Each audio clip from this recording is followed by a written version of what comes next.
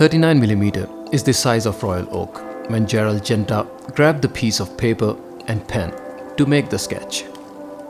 It took Genta one day to conceive how the watch that will revolutionize the mechanical watch industry should look like. And the vision was not limited to just the case or the dial, rather the whole watch with the bracelet.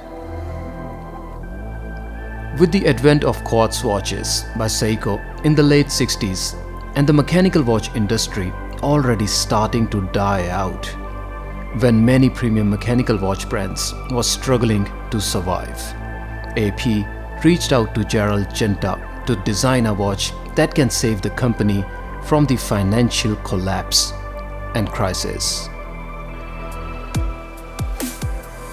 Genta's vision was extraordinary, and he designed the watch in 1972 with a concept of integrated bracelet watch and sketched every profile of the watch, including the bezel, case, dial and the bracelet, to make a watch that no eye had ever seen or imagined before.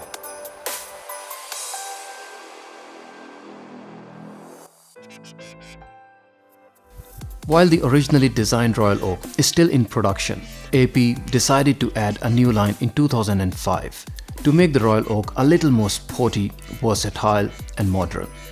The first generation of more affordable and modern Royal Oak kept the same size as original Royal Oak, but came out with a few upgrades and differences from the original Jumbo. This was practically the first Royal Oak in 39mm case design that came out with the seconds hand, and today is the only one to have the same.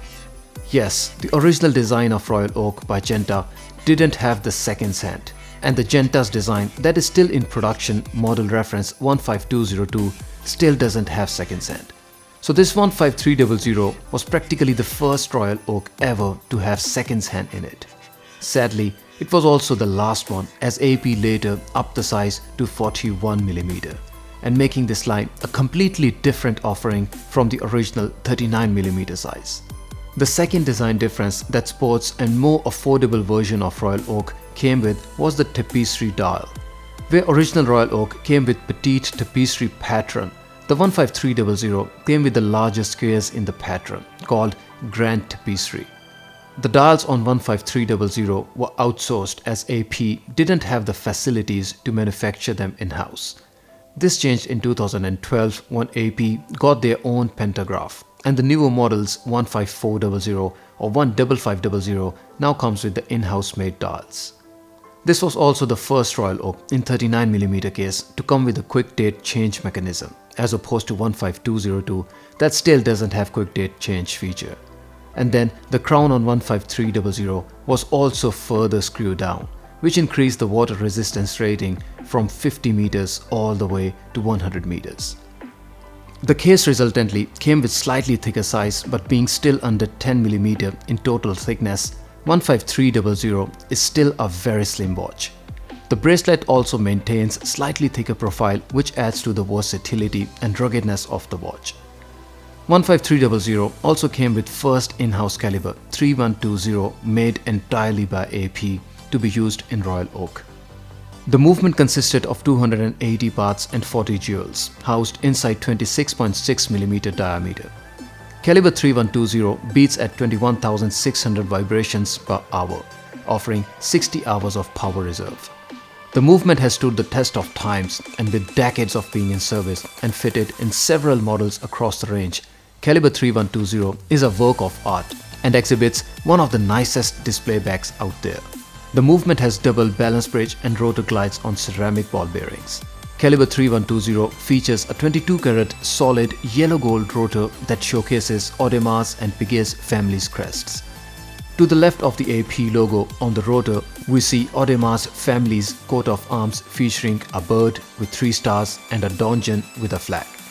To the right of the rotor, there's a Piguet family coat of arms featuring a horse holding a sword and 3 stars. What's even more beautiful is that every detail of the movement, from the horse's muzzle to the mane and even the tail, have been impeccably executed by the horologists at AP.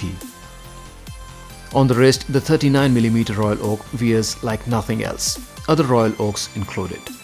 Imagine the vision of Genta that he sketched this watch on piece of paper at the time when the 3D modeling and graphic designing didn't even exist to do the prototyping. And yet his vision was so extraordinary that the watch isn't even imperfect by 1mm. As a result, the watch contours to the wrist as if it was tailor-made and customized to fit the wrist. The design is angular, yet the watch contour is seamless, with no sign of watch hanging out or sitting too small on the wrist. I can't believe there is a wrist size that this watch will not work with. The balance of size, design and proportions is so perfect that there is practically nothing that can make this watch look out of place or odd on any occasion or event.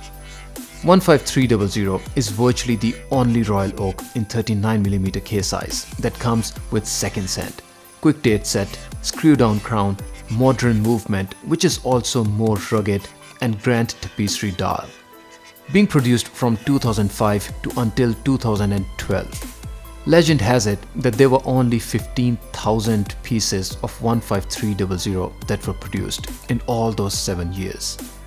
Blue dial, being always boutique exclusive, would be in further lower numbers, so you don't get to see them very often. On the paper, it is only 2mm smaller than the current Royal Oak line 15500, but on the wrist, it changes the whole experience. At 39mm, it may be the only Royal Oak you would ever need in your collection. Especially if you prefer a watch with seconds hand, then this is practically the only jumbo-sized Royal Oak that can be had. Yes, it still doesn't stand a chance against the legendary 15202 due to the rich history and heritage that the jumbo has to offer. But it's as close to the original design as you can get in the absence of jumbo 15202. And with 15300 on the wrist, you will still have the exclusivity, and you're rarely going to run into another collector with the same watch as you.